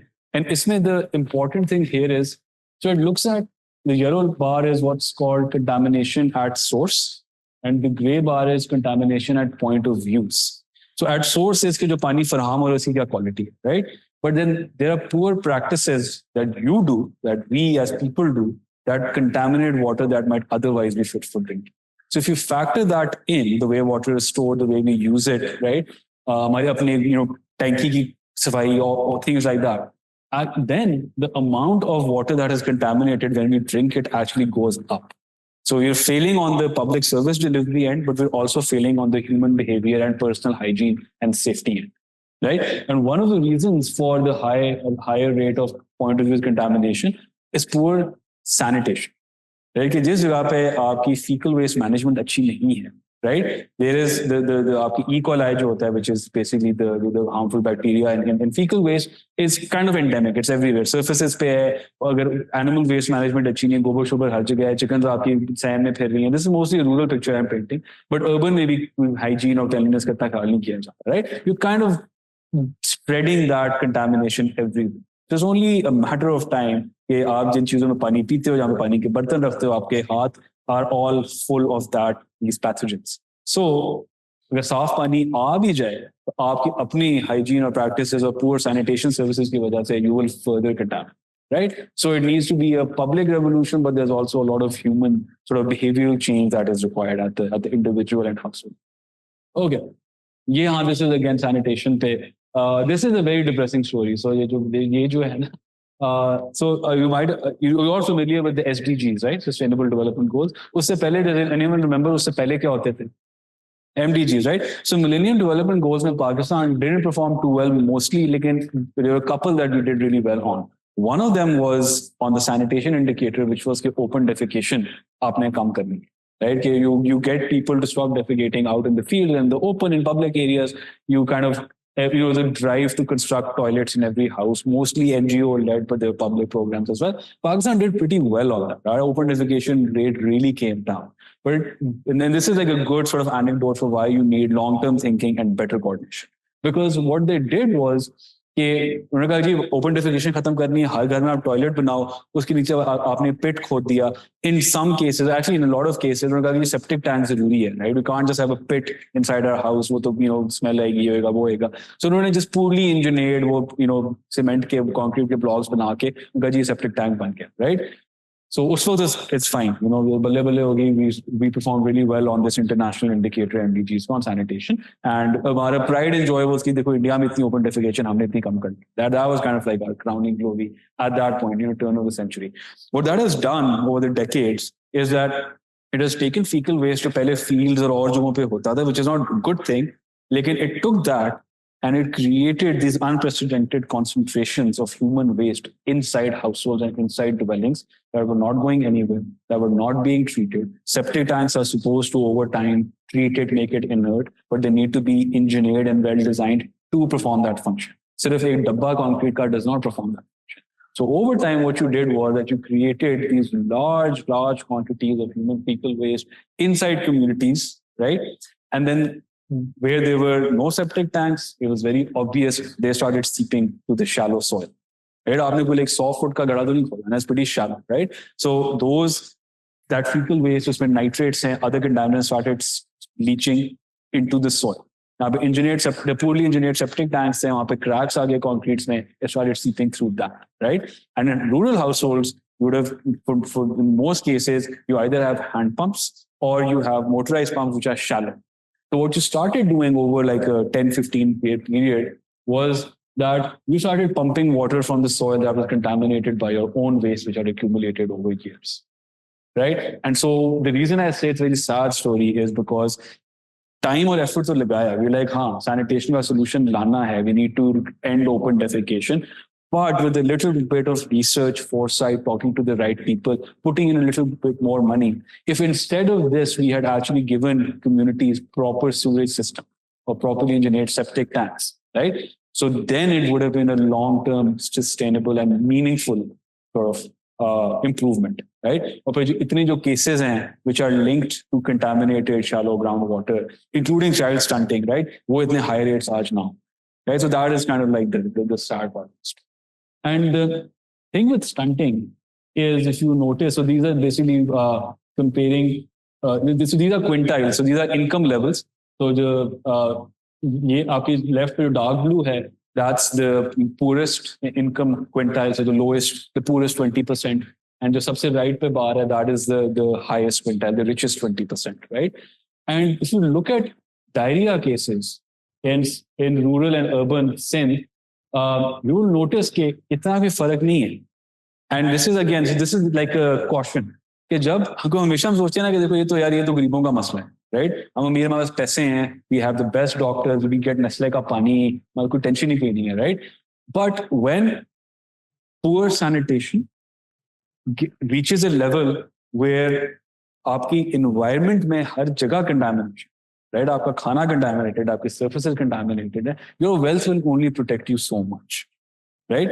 So if you look at diarrhea cases, right, which is either down to poor food quality, because हम उन्हीं मंडियों से उन्हीं जगहों से लेते हैं खाना, उन्हीं जगहों में produce होता है और अक्सर जगहों पे they use raw sewage water to irrigate crops as well, and like especially आपके जो horticulture will, right? So आपने उन्हीं मंडियों से खाना लेना है, आपके उन्हीं आपने गलियों में चलना है, उन्हीं जगहों पे फिरना है, उन्हीं surfaces पे touch करना है, right? So things like diarrhea and stunting, when the difference between the lowest quintile and the highest quintile starts becoming shorter in terms of how badly they're affected, that means that you have reached a level where it's an environmental epidemic. It's no longer just कि जी क्योंकि आप गरीब जगह पे रहते हैं वहाँ पे सफाई नहीं होती इसलिए ये मसला. So that's kind of what I'm trying to say. We have treated this so poorly that it's like an endemic thing and your wealth will not really protect you. Okay. Again, more about water quality. I won't get into this. Don't have time. Environment, we've spoken enough about the delta, but these are just some examples of what we've lost over time. Just in the delta, right? The one estimate is that जो आपका delta का damage है, in terms of the loss in flood protection services from mangroves and also fisheries and other sort of diversity, Pakistan loses about has lost $1 to $2 billion as a result of lost opportunities because we have mistreated them, right? So this is just an example of that. The seawater की वो बात कर रहे थे, तो already the penetration of seawater underneath the ground into the coast is about 30 to 50 kilometers. Right, so that means that about a couple of decades ago, okay, if you wanted to see seawater कहाँ पे रुक रहा है, right, it would have been pretty far out. अब जहाँ पे आज seawater encroach कर रहा है, वहाँ पे अब लोग आबाद हैं, वहाँ पे घर बने, right? So that's kind of how much it's encroached.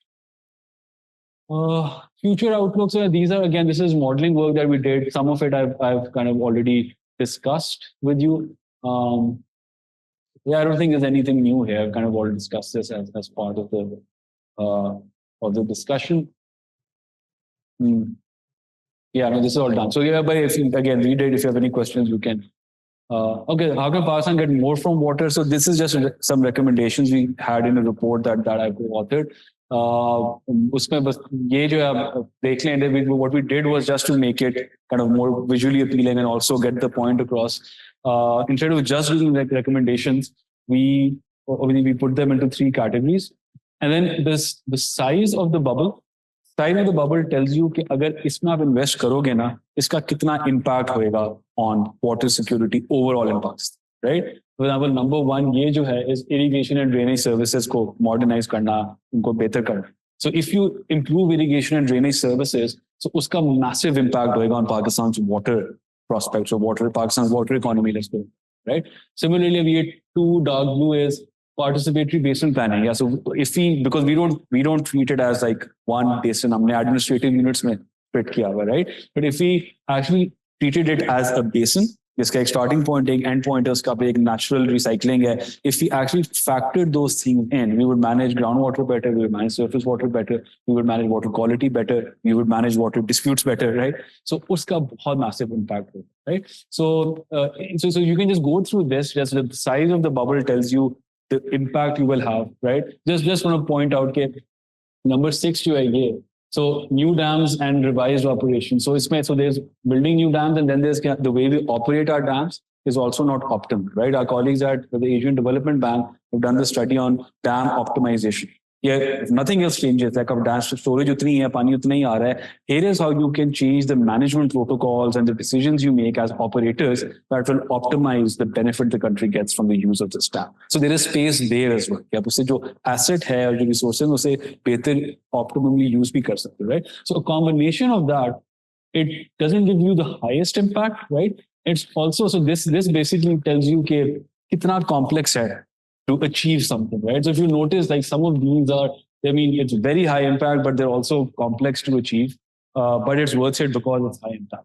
But if something is low impact or not very high impact and it's very complex, maybe it shouldn't be a priority. That was the idea, right? The other is keep moving up and down. The higher you are on this, the more urgent this is. So look at the most urgent thing. And number 3, rural sanitation. Why? Because of the stunting and diarrhea issue and the fact that you're kind of hollowing out your community, right? Number 1 and 2, irrigation, drainage services, urban governance and infrastructure for water, again linked to water and sanitation services. Number 4, agriculture, water productivity, right? So these 4 are the most urgent. In pe aaj raat kaam karna shuru kare to phir koi chance hai. Oh, it's that sort of situation, right? So again, you can go through this. I'll also reference the report just say Leah, so you can go through each of these quickly. And I just kind of like, put some some talking points here, okay, how we can accelerate the progress towards some of these things. Like I keep saying, if you want to change agriculture, water productivity or water use in agriculture, it will need to come from agriculture, right? Yes, we should improve irrigation services and drainage, not saying that. But you won't really achieve the outcome you want unless you change the agriculture system, just currently kind of hamstrung with these perverse subsidies, which are environmentally harmful. Also, there's a lot of elite capture in these subsidy models, be it the wheat procurement system or the fertilizer subsidy. Bulk of the economic benefit of the subsidies is captured by a very few people upstream in the system. जो दिमाग में perception होती है कि ये farmers की बेहतरी के लिए हम कर रहे हैं, is actually not the case in most cases. PIDE recently released this set of articles on agricultural growth in Pakistan. उसमें बड़े interesting एक sugar cane पे था, fertilizer पे था. Read those are like I learned a lot from them as well. So that's kind of what the thinking we've been promoting for a few years. कि agriculture जो सब modernize irrigation, drainage. This we've spoken about a lot, so I will skip this. Water governance, road infrastructure gap, same thing. Water and sanitation. एक चीज थी. Wastewater treatment. It's negligible in Pakistan, right? We're at that point where not only do we need to treat wastewater because the environment को तबाह कर दिया with dirty water, but we are getting at that point where we will need to start reusing our wastewater. And you can only reuse it if you treat it to a certain quantity, right? Singapore, they're the most, in terms of water available, the most water insecure country in the world, right? 50% of their wastewater is recycled, put back into the system, and it's fit for human use. That is the level they are at. हम total को अपना 1% treat करते हैं पानी of the total that we generate, and that's only fit enough to be put into a river or a lake. We still can't reuse it for agriculture or for human. Right, so this is where, and the last thing, strengthen water data, information, mapping, modeling, forecasting. I mean, this is again as a no-brainer. As students, I'm sure you'll have an appreciation for this. शुरू में 2-3 सवाल थे about interprovincial issues, सब कुछ. No one can actually tell you with any certainty whether they're in Sindh, Punjab, or in the federal government कि ये जो canals बन रहे हैं, उनसे कितना पानी जाएगा, किसको affect होएगा, because we don't bother having that level of complexity in the way we measure water. Right? जो हमारे होते हैं ना, it's when you're I don't know if there's any accounting students here, लेकिन आपको होता है कि वो बजट आपको क्लोज करना होता है, क्रेडिट डेबिट बैलेंस करना होता है. सो देन यू लाइक अच्छा ये इतनी अमाउंट मिसिंग आ रही है, सो देन यू स्पेक्युलेट कि ये कहाँ जा रहा है. राइट, सो हमारा होता है कि अच्छा पानी का बैलेंस क्लोज नहीं हो रहा, तो चलो या पानी कह दो कि या पानी चोरी हो रहा है या evaporate हो गया. Right, we don't actually measure any of these things. So that's like, these are all assumptions, and some of them are actually fair assumptions, but they are assumptions. So we need to massively strengthen our water data architecture, right? Happy to talk about this more. Okay, I'm going to stop here. These are some of the reports worked on, and the material, the source material for this presentation came from these 4 reports, and one more which is yet not published. I didn't put it here, but that's on water pricing, which we're doing currently. Smart is basically a meter that can transmit data real time to a dashboard. Yeah, so yeah, that's you can do that, but for that there needs to be first a plan to have meters to begin with, right? So you move to smart metering. A utility above and beyond just having meters is that you eliminate like the manual aspects of it, or जो एक data quality assure हो जाए, right? But our problem is कि we don't typically have water meters to begin with. Islamabad में देख लें कि इसके घर में वाटर मीटर लगा हुआ है, which tells you आपने कितने लीटर्स या क्यूबिक मीटर कंज्यूम किया. जो सीडी ने बिलिंग शुरू भी की है, right, is kind of based on अच्छा आपके घर में पंप लगा हुआ है, इतने क्यूसेक है, तो आपको एक फ्लैट रेट 3 महीने का वो भेज दो. राइट, लाहौर में a lot of housing societies are now providing metered water. So you get, जिस तरह बिजली का बिल में होता है ना, पिक्चर आती है कि आपने इतने यूनिट्स कंज्यूम किए हैं बिजली के, ये आपका बिल है. वो उस तरह की बिलिंग अब लाहौर में काफी अब कॉमन हो गई है. But other than that Karachi में भी नहीं, राइट? कराची में they only meter bulk supply, which is के जो इंडस्ट्रीज को या बड़े जो बल्क सप्लाई कर रहे हैं to other communities, other like housing societies and stuff, that is metered because जो कराची वाटर सीवेज कॉर्पोरेशन है वो चार्ज करती है, right? But household meters, household connections are still not metered.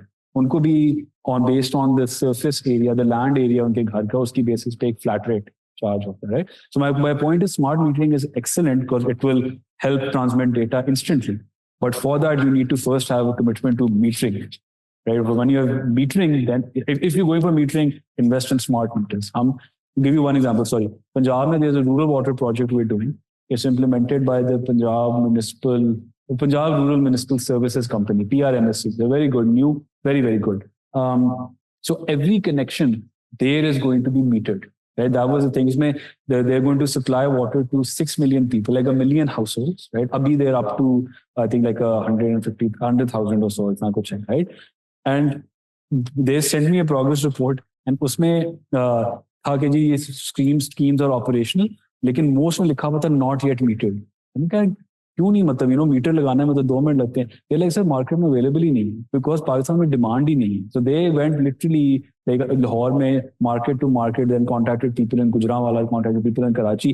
Pakistan में जितने वाटर मीटर्स अवेलेबल थे उन्होंने सारे उठा लिए, and that was still not more than like 8,000 units, right? Now they like अच्छा चाइना से हम इंपोर्ट करें, हमने फिर और लोगों को कहा कि आप इंपोर्ट कर दें. So just a snapshot of how low a priority water metering is. When there's a public company, इसका काम है पानी फराहम करना, they want to give you metered water.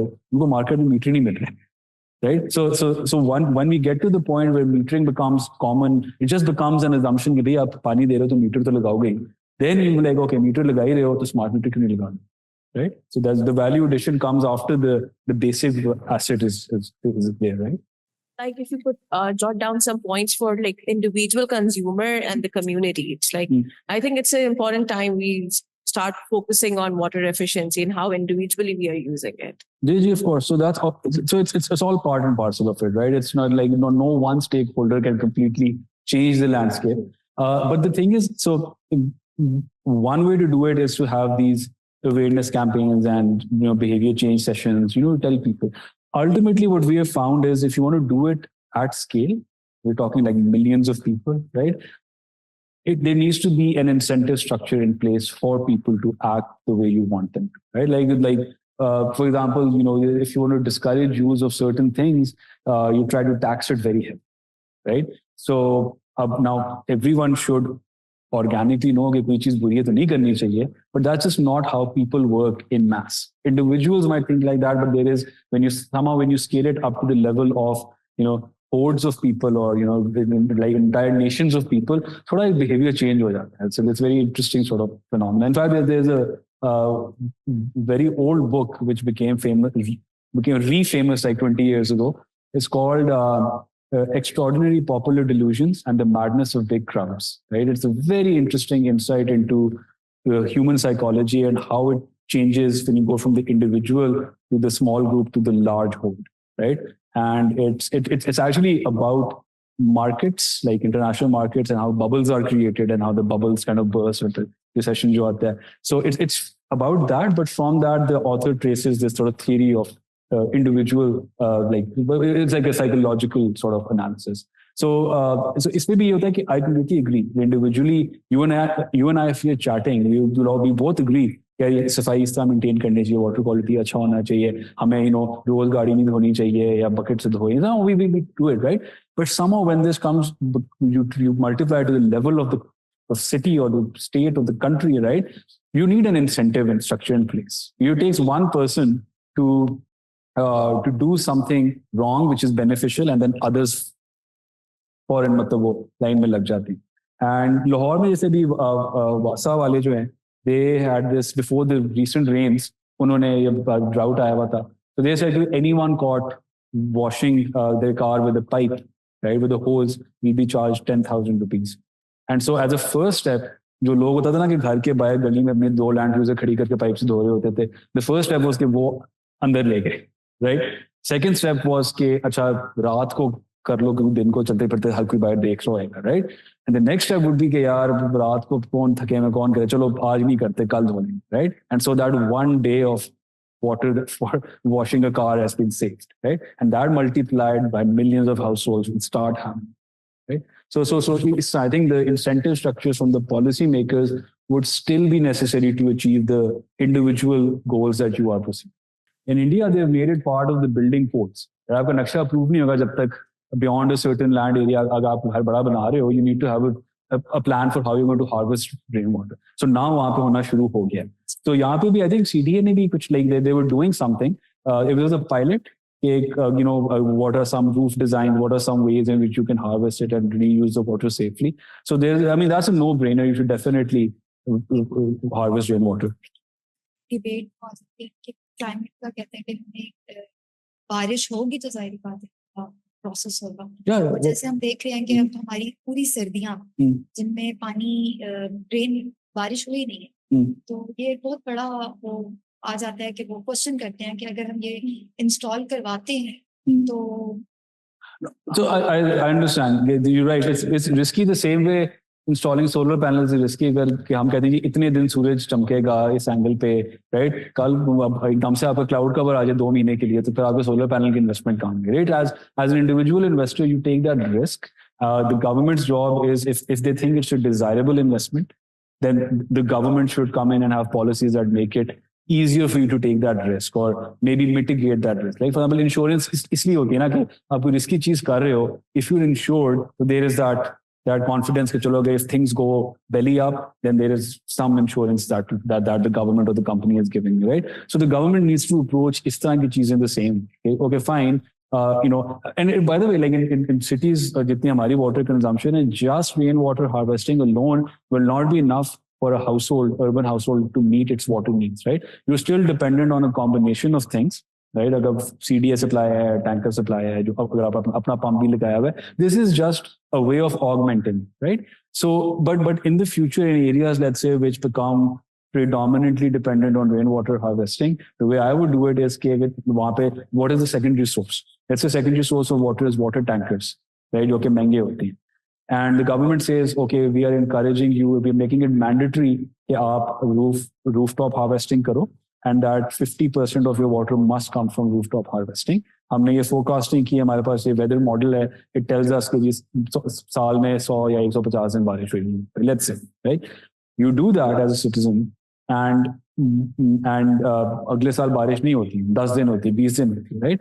And what the government's response should be to say कि okay, there's a fail safe. अगर ये नहीं होता, then we will give you slightly subsidized tanker supply for that time period. Right? My policy, right? That's the thing. Our policy, we need to have policies for these things that increase the risk-taking appetite for people to do things which are environmentally the right thing to do and also socially the right thing to do. Right? And that's what I mentioned. से उनका point था कि कहने को तो it's a no-brainer, but यहाँ पे पैसे लगते हैं, यहाँ पे time लगता है, यहाँ पे ख्वारी होती है, जहाँ पे risk होती है, लोग थोड़े कोतार जाते हैं, right? But then if you have a government system in place which incentivizes it and helps you hedge some of the risk, then you consider it. So that's the same. So that's my advice for rooftop harvesting. Has there been a study about the difference in cost between a water metering system versus a flat rate? And if so, is there a difference? What's the percentage difference if there's been a pilot study? Oh, percentage difference in what? If you install a water meter versus a flat rate. Oh, okay. So in urban water supply, so globally the rule of thumb, which is based on many studies, is that when you meter water supply, water consumption per capita goes down. Yeah. Right? So this is globally examples, जहाँ से भी आप Europe से उठा लो, America से उठा लो, India से उठा लो, wherever water supply is metered, water consumption goes down. You know, even if the tariff is very affordable, but just the very knowledge of कितना पानी आप कितने units consume कर रहे हो tends to drive it down, drive the water consumption down. And because you save on things जो जैसे भी है ना कि आपने पानी खोल दिया, right? आप बर्तन धो रहे हो, बेल बजी, like अच्छा यार पानी ठंडा हो जाएगा, you just go, the tap is running.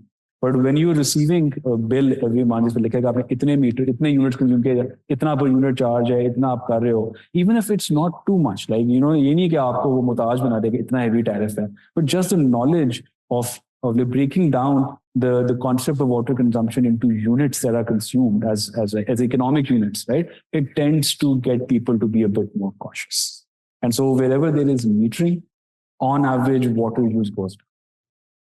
But that's a behavior change, right? That's Yeah. not, like economically, people are looking at it through that perspective. Would they be charged more if they install a smart? So that's in your control, right? So for example, if you had a water meter, but you are just a wasteful person by nature and you're very rich, you would probably not change your water consumption, right? But we are making policies for the average person who we assume is rational. Right.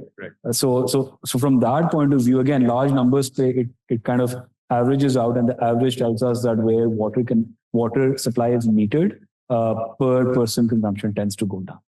Right. And for whatever, I mean, if some people might be driven purely by the economics, some people might be shamed into like, I'll give you my own example, right? बिजली का bill में मुझे जो gas का bill आया था, like 1-2 महीने पहले, मुझे literally I felt ashamed.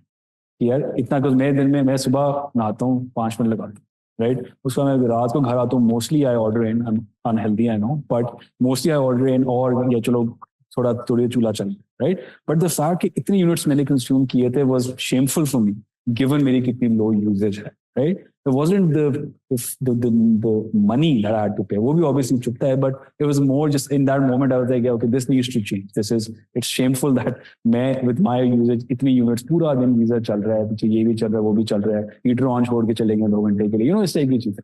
So I'm saying इस पे you like the science on it. I can't give you the details, right? There is definitely the human perspective, जिसमें से combination of of economics or rationalism, but also things like shame and ये भी there's that effect के communities को कहते हैं ना कि आप community organizations बनाओ, you door to door जाएं and they kind of convince people, you see कि आपकी बाकी community is moving towards a certain thing, you are more inclined to do it. There are different things that make people trigger, right? But that's why you need to have an incentive structure in place.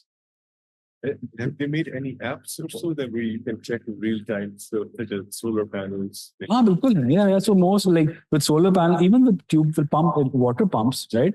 You have these IoT devices which आपके cell phone पे will tell you कब pump on हुआ है, ये इसका flow rate कितने cusec है इस वक्त, राइट, कितनी देर चला है, like वो तो that the technology exists, right? दुनिया तो बहुत आगे निकल गई, यहाँ पे भी there are pilots, right? It's just a matter of okay, how do we take this to scale? I gave you the example of the Punjab rural water companies के साथ मैं काम कर रहा हूँ, and उनकी full day, a bunch of young people, innovative, they like we're going to do this, right? जो market में मीटर्स ही नहीं अवेलेबल, तो क्या करें, right? So now it's a case of अच्छा चलो, now we will be the trend setters, then vendors will like अच्छा यार एकदम से डिमांड बढ़ गई है मीटर्स की, हम ज्यादा मीटर्स मंगवाते हैं, फिर then some vendor will be like sir आप ये स्मार्ट मीटर क्यों ट्राई करते हैं, मैंने चाइना से प्रोटोटाइप मंगवाया है, उसकी demand, that's kind of like a combination of putting in place policy incentives and letting markets respond to those incentives, letting people respond to those incentives. It's sort of a combination of that. Right. Thank you. And so, Sarah, all this material is with the organizers. So please, if they don't send it to you, just ask them for it. The 4 publications when enter the kindly, they're all available online, right? So please, if you want to buy them, they're just available. And then I'm always available via email if you have any follow-up questions.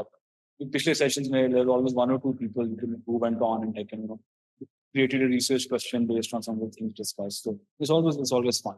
So thank you for being an excellent audience, and like I said, available for any more questions in the future. Yeah. Thank you so much.